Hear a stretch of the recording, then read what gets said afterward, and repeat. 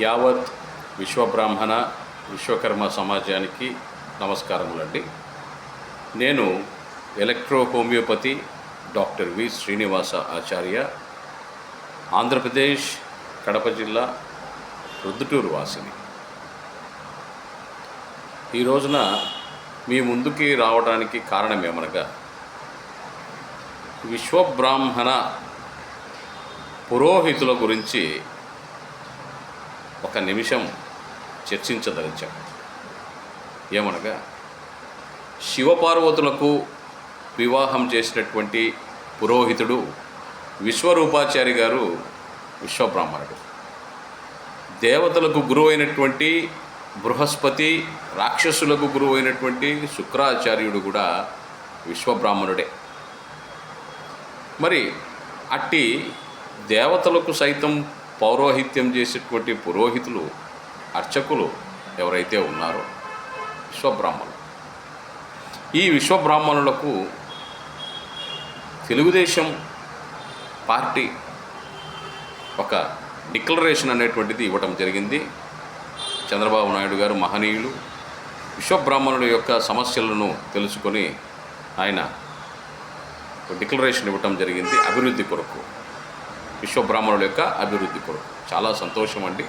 అయితే ఇక్కడ మరి శివపార్వతులకే వివాహం చేసినటువంటి పురోహితుడు విశ్వబ్రాహ్మణుడు విశ్వరూపాచారి అయినప్పుడు, మరి అదే విశ్వబ్రాహ్మణుల పురోహితులను దేవాదాయ శాఖకు చెందినటువంటి అన్ని హిందూ ఆలయాల్లో కనీసం 50% రిజర్వేషను అర్చక ఉద్యోగ నియామకాల్లో ఆ యొక్క ప్రిఫరెన్స్ అనేటువంటిది, అవకాశం అనేటువంటిది ఇవ్వాలి అనేటువంటిది నా యొక్క ముఖ్య ఉద్దేశం.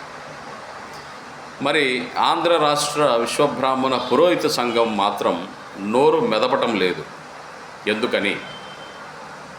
మీరు కేవలం సంఘాలు పెట్టుకొని ఉంటున్నారా, లేదా వేద పాఠశాలలు అనేటువంటివి పెట్టుకొని పిల్లలను అందులో చేర్చుకొని వేదం చదివించి అర్చకులుగా తయారు చేసి వారిని ఊరి మీదికి తోలుకుంటున్నారా? ఇక బతకండి రా అని. అంటే ప్రభుత్వం సైతం గుర్తించే విధంగా, జీవోల రూపంలో వచ్చే విధంగా ఏదన్నా ఆలోచన చేస్తున్నారా లేదా? ఎందుకు మీరు ఆలోచన చేయట్లేదు? ఎందుకు ముందుకు రావట్లేదు? ఎందుకు మీ యొక్క వాయిస్ని వినిపించటం లేదు?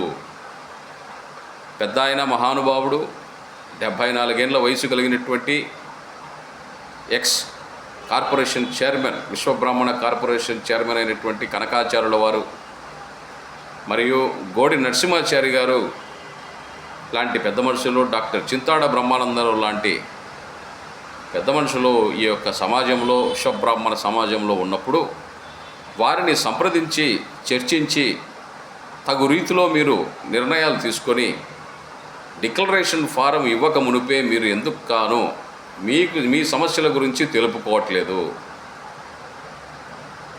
ఎందుకు మీరు స్తబ్దతగా ఉండిపోయినారు? ఎంతో గొప్ప చరిత్ర ఉంది కదా మనకు. మరి అటువంటి చరిత్ర ఉన్నప్పుడు ఆ చరిత్రను ఆధారంగా చేసుకొని మీరు 15,000 మంది పైచిలుకు విశ్వబ్రాహ్మణ పురోహితులు ఉన్నప్పుడు అర్చకులుగా మీరు ఉద్యోగాలు చేయదలుచుకోలేదా అనేటువంటిది నా యొక్క ప్రశ్న. వేద పాఠశాలలు అనేటువంటివి జరుపుకుంటూ ఉన్నారు.